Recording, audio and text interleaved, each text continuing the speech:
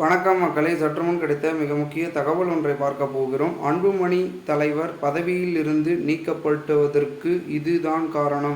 வெளியான பரபரப்பு தகவல். இந்த ஒரு தகவலை பற்றி தான் நாம் பார்க்க போகிறோம். தகவலை பார்ப்பதற்கு முன்னதாக நீங்கள் நம்மளுடைய சேனலுக்கு புதிய பார்வையாளர்களாக இருந்தீர்கள் என்றால் மறக்காமல் நம்மளுடைய சேனலை சப்ஸ்கிரைப் செய்து வைத்துக் கொள்ளுங்கள் மக்களே. வன்னியர் சங்கத்திலிருந்து உருவமான பாமக கூட்டணி மாற்றங்களால் பல தேர்தல்களில் தோல்வியடைந்தது. அன்புமணியின் முடிவுகளால் அதிருப்தி அடைந்த ராமதாஸ் அவரை தலைவர் பதவியிலிருந்து நீக்கியதால் கட்சி உடையும் நிலை வந்துள்ளது. வன்னியர் சமூக மக்களின் முன்னேற்றத்திற்காக தொடங்கப்பட்ட வன்னியர் சங்க தான் 1989ஆம் ஆண்டு பாட்டாளி மக்கள் கட்சி என்ற அரசியல் கட்சியாக உருவெடுத்தது. தமிழ்நாடு மற்றும் புதுச்சேரியில் முக்கிய அரசியல் கட்சியாக வலுப்பெற்றுள்ளது. பாமக ஒவ்வொரு தேர்தலிலும் கூட்டணியின் நிலைப்பாட்டை மாற்றிக்கொண்டே வந்தது. அந்த வகையில் சட்டமன்ற தேர்தலில் திமுகவுடன் கூட்டணி அமைத்தால் நாடாளுமன்ற தேர்தலில் அதிமுகவுடன் கூட்டணி அமைக்கும். இதற்கிடையே அன்புமணியை முதலமைச்சர் வேட்பாளராக அறிவித்து மாற்றம் முன்னேற்றம் அன்புமணி என்ற முகத்துடன் 2016ஆம் ஆண்டு நடந்த சட்டமன்ற தேர்தலில் எவ்வித கூட்டணி இல்லாமல் தனித்து சந்தித்தது.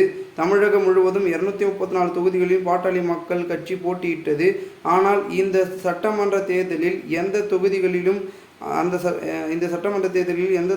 பாமக வெற்றி பெறவில்லை.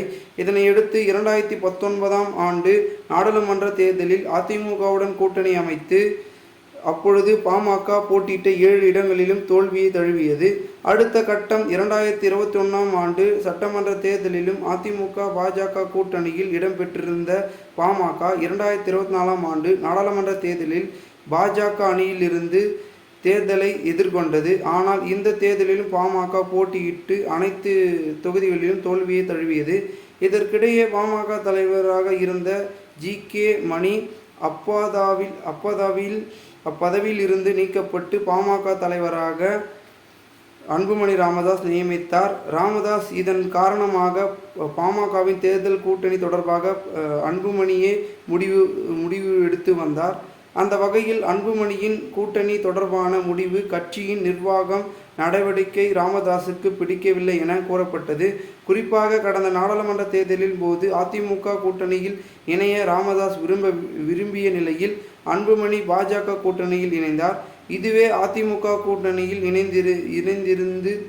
இணைந்து தேர்தலை எதிர்கொண்டிருந்தால் குறைந்தபட்சம் 2 முதல் 4 தொகுதிகளை பாமக கைப்பற்றிருக்கக்கூடும் என கருத்து கணிப்பில் கூறப்பட்டது. அடுத்ததாக பாமக இளைஞர் அணி தலைவர் பதவிக்கு தனது பேரன் முகுந்தனையும் ராமதாஸ் நியமித்தார். இந்த நியமனத்திற்கு அன்புமணி நேரடியாக எதிர்ப்பு தெரிவித்தார். பாமக பொதுக்குழு கூட்டத்திலேயே இந்த மோதல் அனைவரிடம் மத்தியில் நிகழ்ந்தது. இதனையடுத்து இருதரப்பு பேச்சுவார்த்தையும் நடத்தி சமாதானம் ஏற்படுத்தி இந்த சூழ்நிலையில் ஏற்கனவே தைப்புலாபுரம் தோட்டத்தில் பாமக தலைமை அலுவலகம் செயல்பட்டு வந்த நிலையில் பனையூரில் புதிய அலுவலகம் தொடங்கினார் அன்புமணி. இது போன்ற அடுத்தடுத்த நிகழ்வுகள் ராமதாஸை அதிர்ச்சி அடைய செய்துள்ளது. மேலும் கட்சி தொடர்பான எந்தவித நடவடிக்கைகளும் தன்னிடம் ஆலோசிக்கவில்லை என ராமதாஸ் வருத்தத்தில் இருந்ததாக கூறப்படுகிறது. இதனையடுத்து தாம் இன்று செய்தியாளர்கள் மத்தியில் பேசிய ராமதாஸ் பாமக தலைவர் பதவியிலிருந்து அன்புமணியை நீக்குவதாக அறிவித்துள்ளார். இந்த முடிவால் பாமக 2ஆக உடையும் நிலை ஏற்பட்டுள்ளது. பெரும்பாலான நிர்வாகிகள் அன்புமணிக்கு ஆதரவாக உள்ள நிலையில் அடுத்து கட்ட முடிவு என்ன என்பது பரபரப்பை ஏற்படுத்தியுள்ளது. இந்த ஒரு தகவல் மிகவும் பரபரப்பாக பேசப்படுகிறது. இந்த ஒரு தகவலை குறித்த பொதுமக்கள் உங்களுடைய கருத்துக்களை கூறுங்கள். நன்றி, வணக்கம்.